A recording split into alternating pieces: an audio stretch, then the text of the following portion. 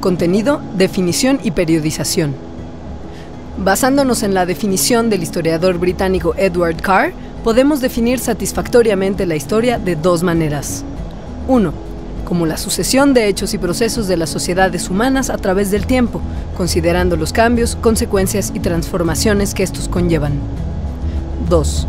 Como la disciplina que se encarga de realizar el estudio organizado de los hechos y los procesos del pasado. Estas dos definiciones nos ayudan a entender, por un lado, la utilidad de la historia como una disciplina de estudio riguroso y, por otro lado, el uso diario del concepto, es decir, el devenir continuo del ser humano en el tiempo. 2. Periodización. A lo largo de la historia se ha intentado dividir en periodos claros y delimitados la historia con el fin de estudiarla. Esto, por supuesto, conlleva ciertos problemas, ya que lo que sucedió en Asia en determinado momento de la historia tuvo sus influencias en América mucho tiempo después. Esto significa que la periodización es relativa a un determinado momento y espacio en la historia. Ninguna de las periodizaciones que se han hecho puede considerarse como absoluta. Sin embargo, para fines prácticos nos abocaremos a estudiar la periodización preponderante en los estudios de historia. De manera general, se divide a la historia en dos partes que a su vez se dividen en otras más. 1. Prehistoria. 2. Historia. El inicio de la prehistoria se considera a partir de la aparición del hombre hasta el surgimiento de la escritura. Esta se subdivide en Paleolítico o Edad de Piedra, Mesolítico, Neolítico o Nueva Edad de Piedra, Edad de los Metales, que se dividen, Edad de Cobre, Edad de Bronce, Edad de Hierro. La historia comienza con la aparición de la escritura y abarca hasta nuestros días. Los periodos en los que se divide son Protohistoria, Edad Antigua, Edad Media, Edad Moderna y Edad Contemporánea. Protohistoria. La protohistoria es una fase histórica con límites un poco difusos. Sin embargo, podemos entenderla como la unión entre la prehistoria y la historia. Los registros de algunos grupos humanos que comenzaron a desarrollar algún tipo de escritura nos permiten hablar de la protohistoria. Edad Antigua. Comprende del 5000 AC aproximadamente hasta el 476 DC, que incluye el desarrollo de los primeros estados de Oriente Próximo, como los sumerios, babilonios y acadios. Posteriormente, la antigüedad clásica, en la cual florecieron las culturas griega y romana. Y por último, la antigüedad tardía, que se entiende como el periodo que se ubica a partir del comienzo de la caída del Imperio Romano. Es el periodo de unión entre la Edad Antigua y la Edad Media. Edad Media. Comprende del siglo V al siglo XV. La Edad Media está considerada a partir de la caída del Imperio Romano de Occidente hasta la caída del Imperio Romano de Oriente con la caída de la ciudad de Constantinopla. Algunos otros sucesos importantes caracterizan el fin de esta edad, como la invención de la imprenta o el descubrimiento de América. Se subdivide en Alta Edad Media, del siglo V al siglo X, y Baja Edad Media, del siglo XI al XV. Edad Moderna. Está considerada a partir de la caída del Imperio Romano de Oriente hasta la Revolución Francesa, la Guerra de Independencia de los Estados Unidos de América y la Revolución Industrial. Edad Contemporánea. Del siglo XVIII al día de hoy. Repasemos los contenidos de la lección. Definimos la historia como la disciplina que se encarga de realizar el estudio organizado de los hechos y los procesos del pasado. Establecimos los principales periodos de la historia, que se subdivide en prehistoria e historia, y a su vez la historia se divide en protohistoria, edad antigua, edad media, edad moderna y edad contemporánea. Repasa el contenido de la lección resolviendo los ejercicios de práctica en tu cuenta de Unitips y cuando estés listo, pasa a la siguiente lección.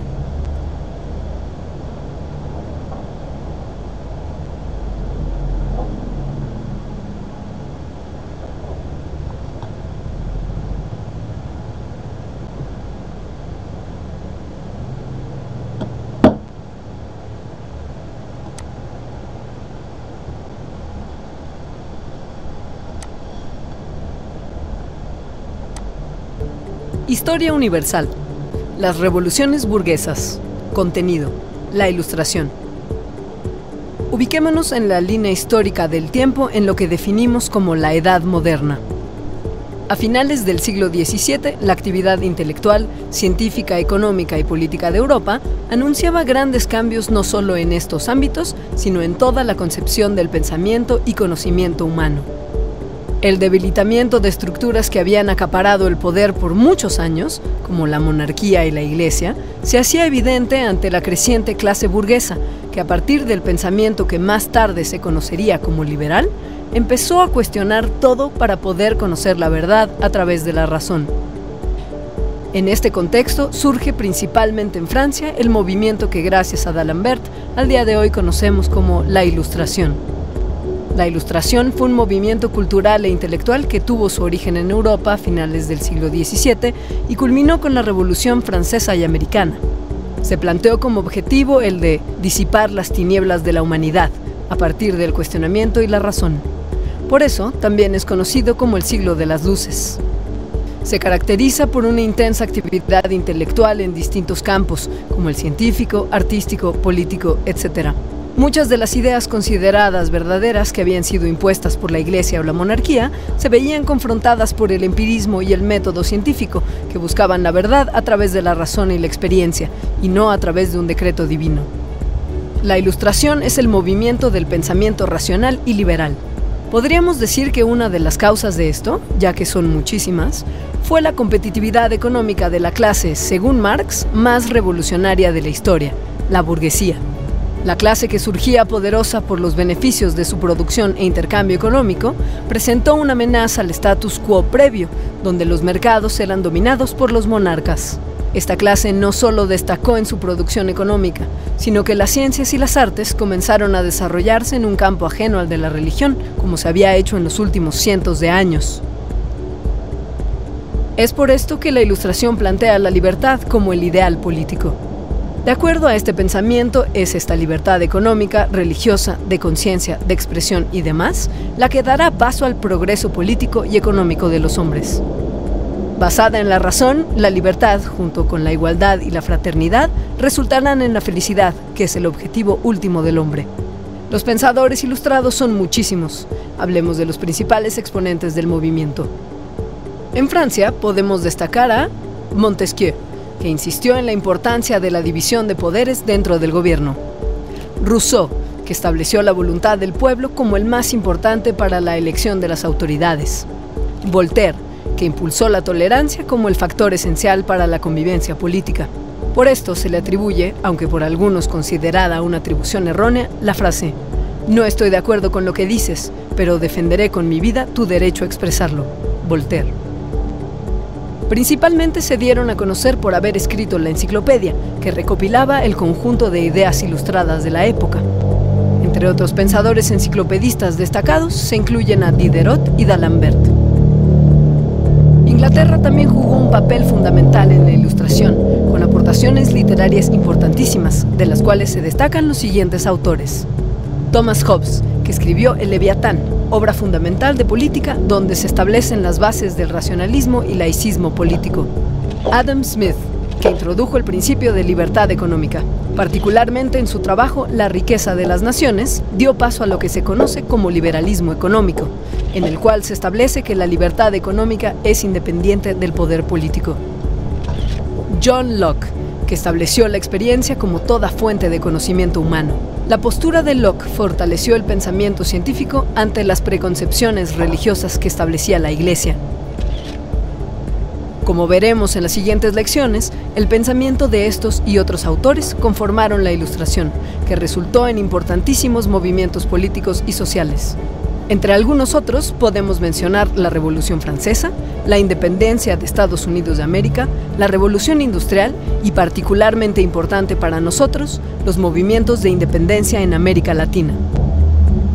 Definimos la Ilustración como un movimiento cultural e intelectual que tuvo su origen en Europa a finales del siglo XVII, que se caracteriza por una intensa actividad intelectual en distintos campos, como el científico, artístico, político, y que tiene como objetivo la liberación de la mente y la vida del hombre a través de la razón y la libertad. Repasa el contenido de la lección resolviendo los ejercicios de práctica en tu cuenta de Unitips, y cuando estés listo, pasa a la siguiente lección.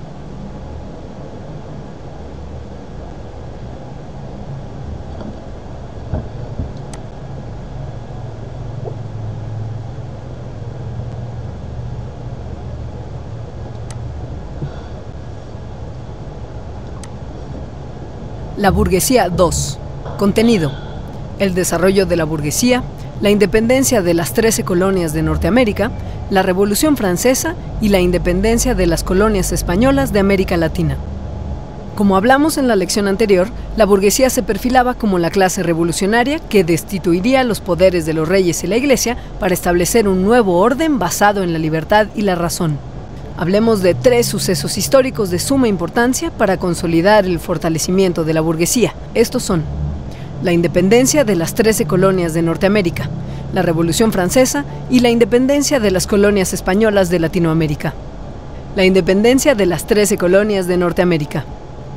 En el año de 1763, los habitantes de las colonias de Norteamérica entraron en diversos conflictos con la corona inglesa, derivados de los abusos que la monarquía ejercía sobre los habitantes de las colonias con intereses y aspiraciones liberales. Debido a la guerra que Inglaterra mantenía con Francia y con el fin de solventar los gastos derivados de esta, el comercio y la industria americana se veían sumamente limitados por las imposiciones injustas de la corona inglesa. Es por esto que los habitantes americanos, liderados por George Washington, decidieron levantarse en armas para declarar la independencia de Norteamérica. Así, el 4 de julio de 1776, los colonos de Norteamérica declararon su independencia y redactaron una declaración de derechos conocida como la Constitución de Virginia. No fue hasta el año de 1783 que Inglaterra reconoció la independencia a través del Tratado de París. Cabe mencionar que los intereses de Francia y España tuvieron su influencia en el resultado histórico. Estos países apoyaron al naciente Estado como una manera de debilitar el poderío inglés, que en estos años se perfilaba como la potencia a partir de su control marítimo y su desarrollo industrial. La independencia de los Estados Unidos de América, a través de su Constitución de 1787, sentó las bases para lo que conocemos hoy en día como una república democrática. Asimismo, influyó de manera determinante en la Revolución Francesa y la independencia de las colonias latinoamericanas, fenómenos de gran importancia para el posicionamiento fortalecido de la burguesía. También marcó el destino de toda América, ya que en la línea del pensamiento liberal americano surgieron los supuestos del destino manifiesto, que entre otras cosas estableció las bases para lo que se conoce como la doctrina Monroe, es decir, América para los americanos, que en los años posteriores se tradujo en intentos de una dominación política y económica de Estados Unidos de América sobre el resto del continente. La Revolución Francesa.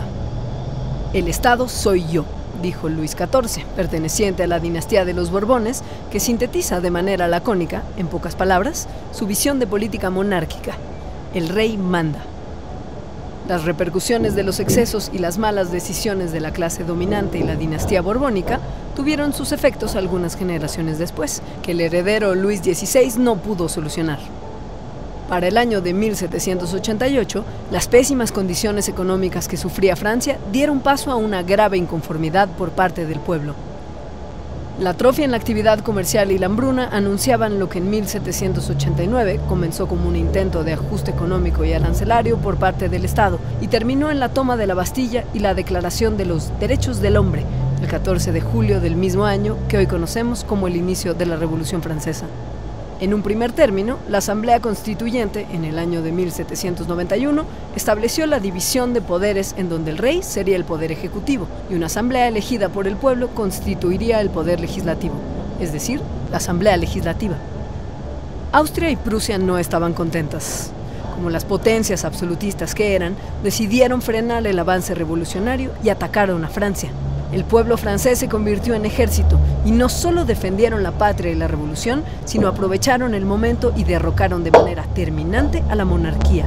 Al sonido de la marsellesa, el pueblo francés condenó a la guillotina a Luis XVI acusado de traición, acompañado también de su esposa María Antonieta, también conocida como Madame Déficit o la otra perra. Así, la Asamblea Legislativa fue abolida y se instauró la Convención Nacional, que, aunque dividida de manera interna por distintas corrientes, declararon a Francia como una república y en 1793 crearon la Constitución Republicana. El famoso revolucionario Robespierre dirigió esta etapa de la revolución con importantes cambios, como una reforma agraria que permitió una mejora en la economía de la naciente república, pero también con una mano sumamente autoritaria. Es por esto que a esta etapa se le conoce como el Gran Terror, debido al frecuente uso de la guillotina y otros medios de violencia como medio de represión. La división interna entre jacobinos, facción en el poder y a la cual Robespierre pertenecía, y girondinos, culminó con un golpe de los girondinos contra los jacobinos, que irónicamente, en 1794, llevó a Robespierre a la guillotina.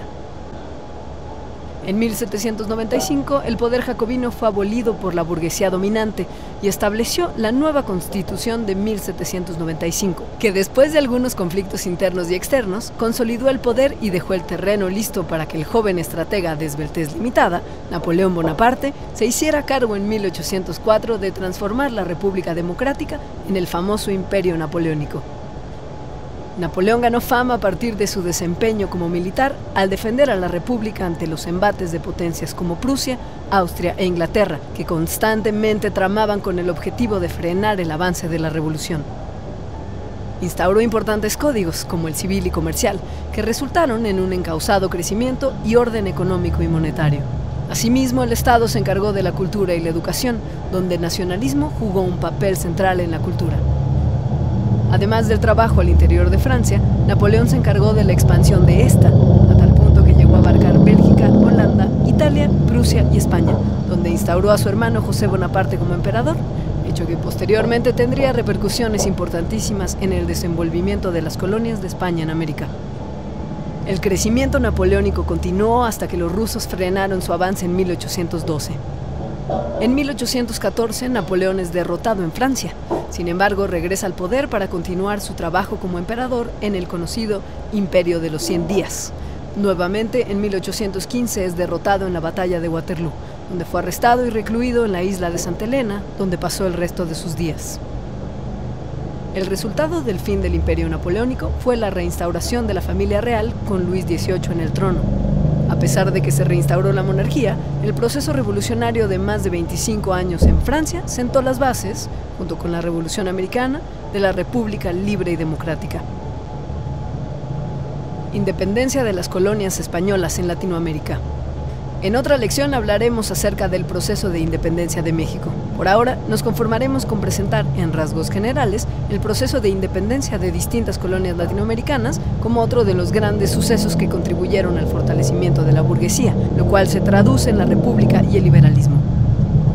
Latinoamérica, al igual que los países europeos, comenzó a recibir las principales ideas de los enciclopedistas y liberales de los cuales hablamos en la lección anterior.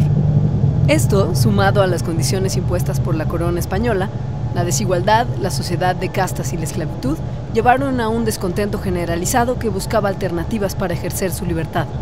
En estas circunstancias, la imposición de José Bonaparte por parte de Napoleón como emperador de España establecieron el terreno perfecto para que los criollos, la clase dominante latinoamericana, pudiera liberarse de la presión que la corona española les imponía. De esta forma, en los primeros años del siglo XIX se dieron importantísimos esfuerzos independentistas en América, siendo Haití el primero en 1804. Argentina aprovechó la situación y declaró su independencia en 1810, consumándola en 1816. Chile y Paraguay siguieron el ejemplo argentino. Otros países tuvieron procesos más difíciles, en donde Simón Bolívar, el gran libertador, dio paso a la independencia de Colombia, Venezuela, Ecuador y otros. Perú atravesó un proceso parecido, solo que algunos años después, consumando en 1814 su independencia. Probablemente el país que tuvo la transición más suave fue Brasil. En 1822 proclamó su independencia gracias a la autonomía económica de la que gozaba y los conflictos internos que sufría Portugal. Hablamos de tres principales fenómenos históricos que impulsaron el fortalecimiento de la burguesía. El primero, la independencia de las 13 colonias del norte de América, ante las presiones y el control inglés. El segundo, la Revolución Francesa en contra del debilitado Estado monárquico. Y por último, la emancipación de Latinoamérica ante la debilitada España. Repasa el contenido de la lección resolviendo los ejercicios de práctica en tu cuenta de Unitips y cuando estés listo, pasa a la siguiente lección.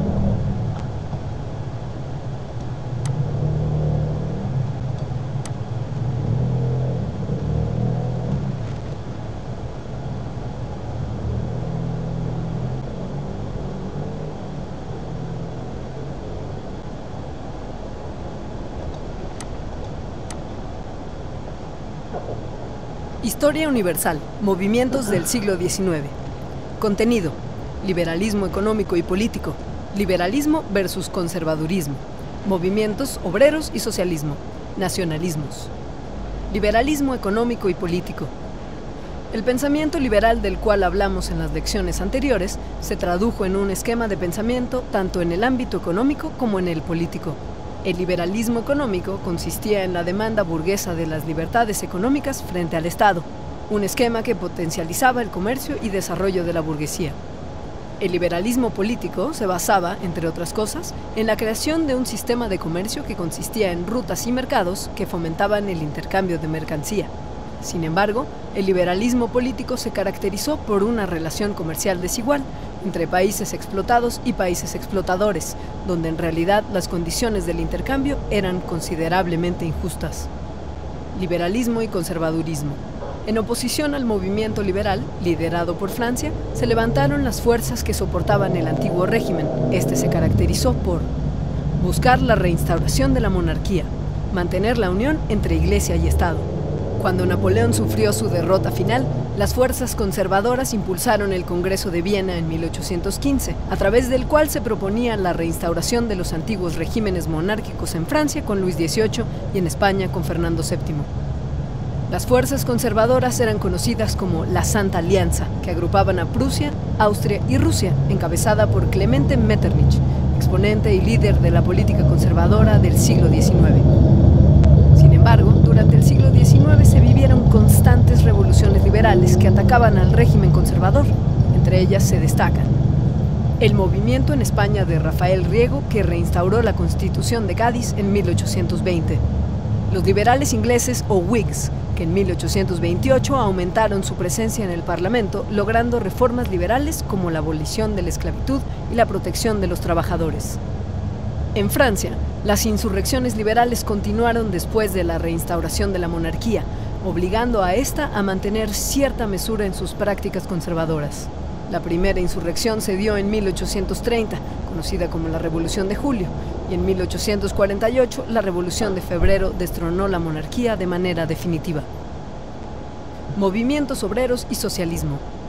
A la par de los conflictos entre liberales y conservadores, la revolución industrial había dado paso al avance acelerado de la industria, generando una clase obrera importante que se comenzaba a agrupar en centros urbanos.